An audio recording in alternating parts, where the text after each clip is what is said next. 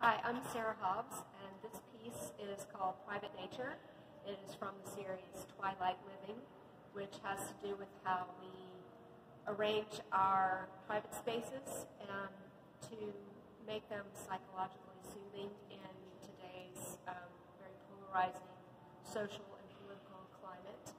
This piece is about creating the outdoors indoors, because outdoors may seem very foreboding and uncomfortable these days.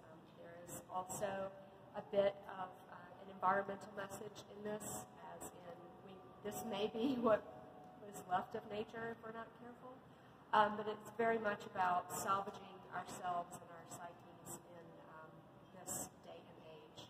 Everything in the image is artificial and a bit absurd, but it is creating a space in a domestic space to give the person what they want, but